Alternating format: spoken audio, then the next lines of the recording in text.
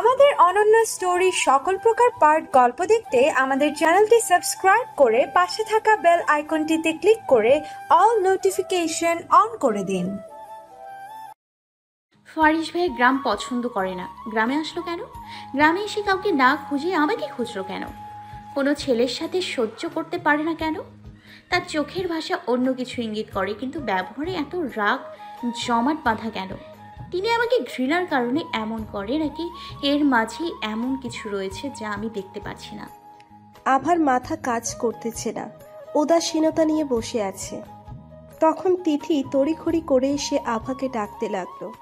আভা অন্যমনস্ক ছিল, তাই খেয়াল করেনি। তিথি এসে আভার হাত ধরে টান দিতেই আভা ব্যথায় হালকা চিৎকার দিয়ে ওঠে। তিথি তাড়াতাড়ি হাত ছেড়ে দেয় আর আভার দিকে তাকায়। আভা নিচের হাত চেপে ধরে আছে। তিথি বলল, কি হয়েছে তোর হাতে আভা? এভাবে চিৎকার দিলি কেন? আভা হালকা হেসে বলল, ওই আর কি, হাতটা দরজার চিপায় পড়ে গিয়েছিল, তাই হালকা লেগেছে। আভার কথাটা তিথির যেন বিশ্বাস হলো না, তবুও মাথা ঘামালো না ব্যাপারটাই। আচ্ছা চল, আমরা গ্রাম ঘুরতে যাবো আজ। রাজ ভাইয়ের ফুফাতো বোন পুতুল আমাদের গ্রাম ঘুরতে নিয়ে যাবে। সামনেই নাকি একটা নদী আছে, তোর তো অনেক পছন্দ, তাই না? আভা খুশিতে মাথা নাড়ল। তাহলে চল, তাড়াতাড়ি আয়। তিথি চলে গেল, হাত মুখ ধুয়ে ফ্রেশ হয়ে নিল, তারপর বাইরে বের হয়ে গেল। বাইরে বের হয়ে ফারজানা বেগমের কথা শুনতে পেল তিনি। তিথিকে বলছে ফারিসকেও সাথে নিয়ে যেতে, কিন্তু তিথি ফারিসকে ডাকতে নারাজ, কারণ সে জানে তার ভাই এসব পছন্দ করে না। ইগো অ্যাটিটিউড দেখাবে, সেটা মোটেও ভালো হবে না। কিন্তু তবুও ফারজানা বেগম যেন শুনতে নারাজ তার কথা। একবার ডেকে দেখলেই তো পারিস। তিথি মায়ের জেদের জন্য ফারিসকে ডাকতে চলে গেল। আভা এক জায়গায় গুটিসুটি হয়ে দাঁড়িয়ে আছে, ভাবলে সেন ভাবে। তিথি ফারিসের রুমে গিয়ে দেখলো ফারিস বিছানায় বসে ফোন চাপতেছে। তিথি ধীর গলায় বলল, ভাইয়া গ্রাম ঘুরতে যাচ্ছি, যাবি আমাদের সাথে? ফারিস যেন এটারই অপেক্ষায় ছিল। তিথির বলতে দেরি, ফারিসের উঠে বাইরে চলে আসতে দেরি না। তিথি রীতিমতো অবাক, এটা কি তার ভাই নাকি অন্য কেউ? চোখে ভুল দেখছে না তো সে? এখন এত কিছু ভাবার সময় নেই। তিথি পিছে পিছে চলে গেল। নিচে যেতেই ফারজানা বেগম ছেলেকে দেখে আহ্লাদি করে বলল, দেখলি তো তিথি, ডাকতে চেয়েছিলাম না, অথচ দেখ ডাকতে না ডাকতে আমার লক্ষ্মী ছেলেটা চলে এসেছে। মায়ের কথায় হালকা হেসে পাশে শটাং দাঁড়িয়ে থাকা আভার দিকে তাকালো। মাথা নিচু করে দাঁড়িয়ে আছে। ফারিস একটা বাঁকা হাসি দিল। তখন কোথা থেকে একটা মেয়ে চিল্লিয়ে উঠে বলল, এই বেডা, আন্নে তো মোড়ে গাড়ি দিয়া মায়েরা ফেলতে চাইছিলেন। মেয়েটার চিল্লানি শুনে সবাই মেয়েটার দিকে তাকালো। ফারিস নিজেও অবাক মেয়েটাকে দেখে, এই মেয়ে এখানে কেন? তখন পাশের থেকে তিথি বলল, আরে পুতুল, কি বলছো তুমি? ভাইয়া কেন তোমাকে মারতে চাপে? পুতুল চেতে উঠে বলল, আর বলল না তিথি, এটা তোমার ভাই লাগে, কিন্তু হেতি তো তোমার পুরাই উল্টা। গাড়ি লাগাই দিছে, আবার ইংরেজি কইয়া চইলা আইছে। ফারিজে কইব সেটাও কয় নাই। হেতিরে দেখাই বোঝা যায় হেতি বিদেশি বয়লার। পুতুলের খাপ ছাড়া কথা শুনে পুতুলের মা পাশের থেকে এসে পুতুলকে শাসিয়ে গেলেন। পুতুল আর কিছু বলল না, কিন্তু পুতুলের দৃষ্টি ফারিসের দিকে, যেন সে ফারিসকে গলা টিপে মারবে এখনই। আভা চোখ ছোট ছোট করে পুতুলকে পা থেকে মাথা অবধি পর্যবেক্ষণ করল। শ্যামলা গায়ের গ্রাম্য শাড়ি, লম্বা লম্বা চুল বিনুনি করা, মুখের মাঝে অদ্ভুত মায়া লেগে আছে। ফারিস পুতুলের কথা শুনে হাসল। ফারিসের হাসিটা আভার চোখ এড়িয়ে গেল না। আভার গা যেন জ্বলে উঠল, কিন্তু কিছু বলল না। ওরা বেরিয়ে পড়ল গ্রামের উদ্দেশ্যে। ফারিস, আভা, তিথি, আয়ান আর পুতুল গ্রামের রাস্তা দিয়ে হাঁটতে লাগলো। রাস্তার ধারে বিভিন্ন ধরনের ফসল ক্ষেত। ধীরে ধীরে বাড়ির এরিয়া ডিঙ্গিয়ে চলতে লাগলো অজানার উদ্দেশ্যে। আভা আয়ানের হাত ধরে হাঁটতেছে। পিচ্ছিটা এটা ওটা জিজ্ঞেস করতেছে, আভা তারই জবাব দিতেছে। এদিকে ফারিস এক হাত পকেটে ঢুকিয়ে অন্য হাত দিয়ে ফোন চাপতে চাপতে ধীর গতিতে যাচ্ছে। তিথির সাথে পুতুল মেয়েটা এটা ওটা দেখিয়ে দিচ্ছে আর একটু পরপর ফারিসের দিকে তাকাচ্ছে। ভঙ্গিমা দেখে মনে হচ্ছে কিছু বলবে। ধীরে ধীরে ওর একটা নদীর কাছে চলে আসে। পুতুল একজন মাঝিকে ডাকে ওপারে নিয়ে যেতে তাদের। ফারিসের এসবে বিরক্ত লাগছে, কিন্তু তাকে বাধ্য হয়ে থাকতেই হবে শুধু আভার জন্য। মাঝি আসতেই আভা লাফ দিয়ে উঠে পড়ল নৌকোয়। ফারিস, তিথি, আয়ানও উঠে পড়ল নৌকোয়। উঠতেই নৌকাটা দুলে উঠল। সাথে সাথে ফারিস পাশে থাকায় আভা খপ করে বাহু আঁকড়ে ধরল। এই প্রথম আভার নিজ স্পর্শে ফারিসের মাঝে এক শীতল স্রোত বয়ে গেল। পুতুল মাঝিকে বলল তাদের ঘুরিয়ে আনতে। সে যাবে না, কারণ সে এইসবে ভয় পায়। এখনো অবধি নৌকায় ওঠেনি সে, কিন্তু তিথি শুনতে যেন নারাজ। সে পুতুলকে নিয়ে যাবেই। এতটুকু সময়ের মাঝে পুতুলের সাথে ভাব জমিয়ে ফেলেছে। তিথির জেদের কারণে পুতুল উঠে বসল নৌকোয়। নৌকা ভাসতে লাগলো আপন বেগে। স্রোতময় নদীটি যেন নৌকাটাকে আপন গতিতে ভাসাতে চাইছে। কিছু দূর আসতেই নৌকাটা দুলতে লাগে। হঠাৎই ঝপ করে পানির শব্দ হয়। আশেপাশে তাকিয়ে শব্দের উৎস খুঁজতে লাগে। তখন তিথি চেঁচিয়ে উঠে বলে, পুতুল কোথায়? সবাই তাকিয়ে দেখে পুতুল নৌকাতে নেই। হঠাৎই নদীতে থেকে পুতুলকে হাবুডুবু খেতে দেখা যায়। দেখেই বোঝা যাচ্ছে সে সাঁতার জানে না। তিথি বলে, ভাইয়া ওকে তুলে আন, ও ডুবে যাবে ভাইয়া। ফারিস তাড়াহুড়ো করে নেমে পড়ে নদীতে। নদীর এইখানটা প্রচুর গভীর। পুতুলের রীতিমতো দম ধরে আসতেছে, চোখে মুখে একদম উল্টে যাচ্ছে। ধীরে ধীরে তলিয়ে যাচ্ছে নদীর অতলে। তখন এক বলিষ্ঠ হাত তাকে আঁকড়ে ধরে ধীরে ধীরে তাকে ভাসমান অবস্থায় আনে। পুতুলের আর খেয়াল নেই কিছু। যখন চোখ খুলেছে তখন সে নিজেকে নদীর ঘাটে আবিষ্কার করেছে। কিছুক্ষণ আগের কথা মনে পড়তেই ডুকরে কেঁদে ওঠে। আভা তিথিকেও ভয়ে ঘিরে ধরেছিল। মাঝি নিজেও এই ঘটনাটা বুঝে উঠতে পারেনি কিছু সময়ের জন্য। ফারিস পুতুলের কাছে গিয়ে কাঁধে হাত রেখে ধীর গলায় বলে, কেঁদো না, আমরা আছি তো, আর কোনো ভয় নেই। আসলে দোষটা আমাদেরই। তুমি নিষেধ করার পরেও তোমাকে জোর করা উচিত হয়নি। এখানে যা হয়েছে ভুলে যাও। বাসায় কিছু বলার দরকার নেই, কারণ এমনিতেই বাসায় এক প্রকার ঝামেলা চলছে বিয়ে নিয়ে। যদি এমন কিছু শুনে তো হই হুল্লোড় বেজে যাবে। কথাটা বলে ফারিস সেখান থেকে উঠে এলো। পুতুল মাথা নাড়িয়ে সম্মতি জানালো। আভা তাকিয়ে আছে ফারিসের বাঁ হাতের দিকে, যেখানে ব্যান্ডেজ করা। রক্তের কারণে ছোপ ছোপ করতেছে। আভার মনে প্রশ্ন ঘুরপাক খাচ্ছে, যখন সে ফারিসের রুমে ছিল তখনও তো সব ঠিক ছিল, কিন্তু কি এমন হলো যে হাতের এমন বিধ্বস্ত অবস্থা? আভা কিছুতেই কিছু মেলাতে পারছে না। খুব করে জানতে ইচ্ছে করছে কি হয়েছে তার। আভার ভাবনার মাঝে ফোড়ন কেটে সবাই বাড়ির পথ ধরল। আয়ান এই ঘটনায় ভয় পেয়ে গেছে, তাই কিছু বলছে না, চুপচাপ পথ হাঁটছে। পুতুলকে তিথি ধরে ধরে নিয়ে যাচ্ছে। ফারিস একদম সামনে, আবারও সেই আগের মতো পকেটে হাত। হয়তো ক্ষতস্থান লুকানোর জন্যই এভাবে পকেটে হাত রাখা। পুতুল ফারিসের দিকে তাকিয়ে হাঁটতেছে। যখন সে অজ্ঞান অবস্থা থেকে চোখ খুলেছিল তখন তার চোখের সামনে ফারিসের মুখটাকেই দেখতে পেরেছিল। এত বড় ঘটনার পরও তার মুখে মুচকি হাসি। কিন্তু কেন? আধা ঘন্টার মাঝেই তারা বাসায় চলে আসে, যে যার রুমে চলে যায়। এদিকে বিয়ে বাড়ির সবকিছু কমপ্লিট। রাজের অবস্থা যেন যাই চাই, এতটা ধকল যাচ্ছে তার উপর। বেচারা বিয়ের আগেই এমন নিস্তেজ হয়ে গেলে বিয়ের পর কি করবে সেটা ভেবেই কুল পাচ্ছে না। আভার বাবা ডেকোরেশনের দিকটা সামলাচ্ছে। ফারিসের বাবা সবাইকে দেখিয়ে দিচ্ছে কি কি করতে হবে। বিকাল গড়িয়ে গিয়েছে রীতিমতো।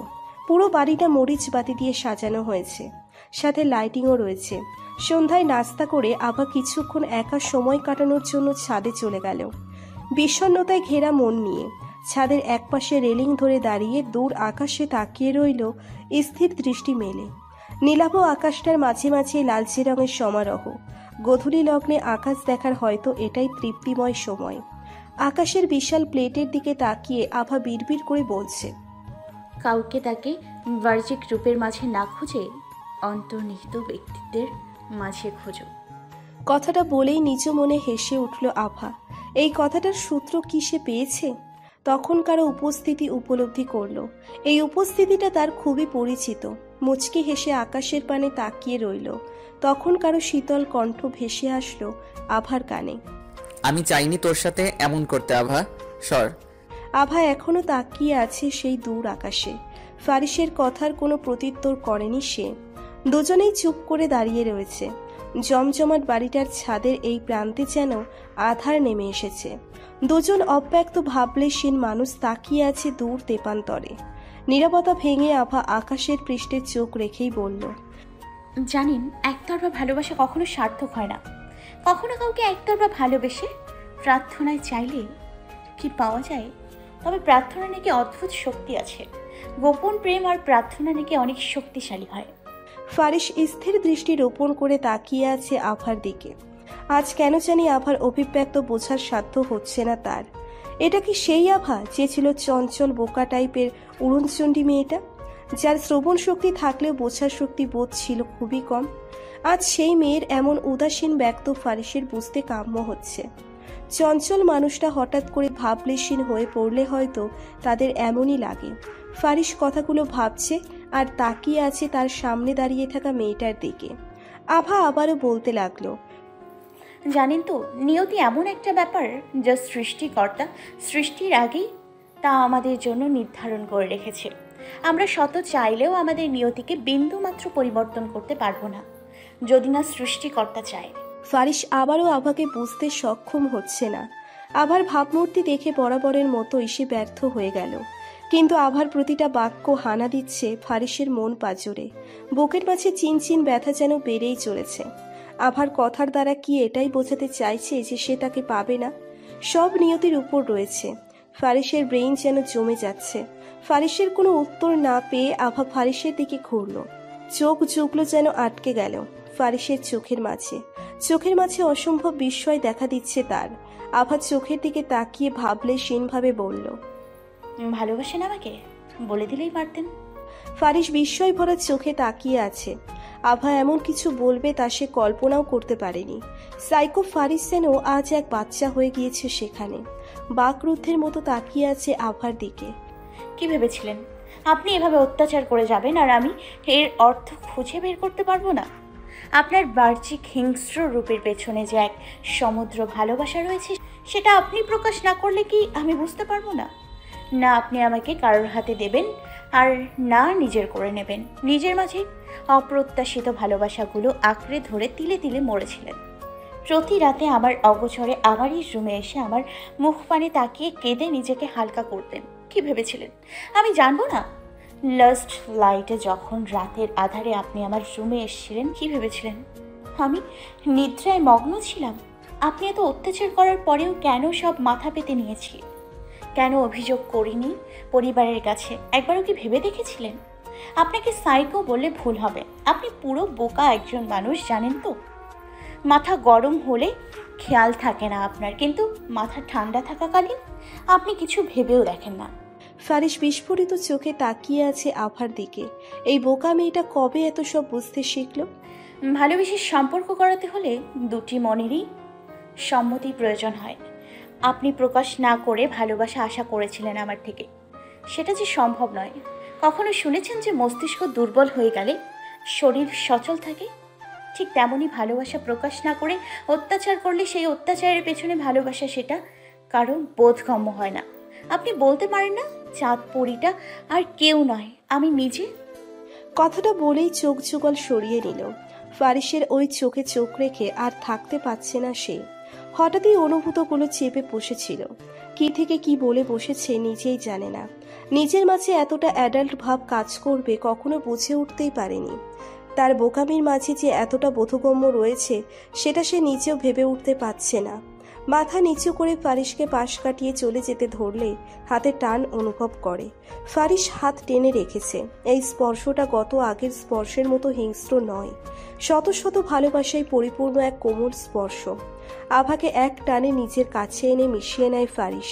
কপালে আছড়ে পড়া ছোট ছোট চুলগুলো গুজে দেয় কানের পাশে। আভা তাকিয়ে আছে পলকহীনভাবে। এখন আর ভয় করছে না এই ব্যক্তিটাকে। যখন সূত্র থেকে উত্তর বেরিয়ে আসে তখন ভয় সেখানে কাজ করে না। ফারিস আভার কোমরে হাত দিতেই আভা কিছুটা কেঁপে ওঠে। আভার চোখে চোখ রেখে স্লো ভয়েসে বলে, চাঁদপুরি দিবি কি সেই সুযোগ তোর চোখের দিকে তাকিয়ে তোর মনের কথাগুলো বুঝে নেওয়ার? কোনো প্রশ্ন না করে প্রাসঙ্গিক অপ্রাসঙ্গিক মাথামুন্ড অযৌক্তিক কথা বলে তোকে শান্ত করে বুকের মাঝে ঝাপটে ধরার? সেই মুহূর্তে তোর ট্রেডমার্কা হাসি ফুটে উঠত। উফ, স্বস্তি পেতাম। তোর ঠোঁটে হাসি আনতে পেরে নিজেকে কোনো এক সাম্রাজ্যের অধিপতি মনে হতো। আমার কাজে যখন তুই বিরক্ত হতি তখন ভাবতাম আমাকে ছেঁটে ফেলতে চেয়েছিস তোর জীবন থেকে। আমি তোকে ভালোবাসি বলেই তো এতটা বেহায়া হয়েছি। ছোটবেলায় তোকে আঘাত করেছিলাম তোকে সবার থেকে দূরে রাখার জন্য। ফিরে এসে আবারও আঘাত করেছি তোকে নিজের করে পাওয়ার জন্য। মনে নেই সেই বিখ্যাত লাইনটি, শেষবেলায় বেহায়া না হলে ভালোবাসলাম কই? দিবি কি আমাকে তোকে আঁকড়ে ধরে বাঁচতে, আমার অন্ধকারাচ্ছন্ন জীবনটাকে তোর আলোতে উজ্জ্বল করতে? পারবি কি আমায় ভালোবাসতে? হারিস কথাগুলো বলতে বলতেই চোখ থেকে টপ টপ করে পানি পড়তে লাগলো আভার। চোখের পানি যে আজ বাদ মানছে না। এই মানুষটা যে তাকে এতটা ভালোবাসে তাকে দেখে কখনো মনেই হয়নি। ফারিসের চোখ ঝুঁকালেও জমাট বেঁধেছে বাঁধ নামানা কিছু অশ্রু। কতটা ভালোবাসলে একটা ছেলে একটা মেয়ের জন্য কাঁদতে পারে। আভাও যে এই মানুষটার অত্যাচারের মাঝে আসক্ত হয়ে গিয়েছিল সেটা সে নিজেও বুঝে উঠতে পারেনি। কবে যে বিরক্তি থেকে ভালো লাগা থেকে ভালোবাসায় পরিণত হলো। কথাগুলো ভাবছে আর টপ টপ করে চোখের জল ফেলছে। রীতিমতো দুজনেই কেঁদে দিয়েছে। আবার চাপটে ধরে ফারিসকে। ফারিস নিজেও আঁকড়ে নেয় আভাকে বুকের মাঝে।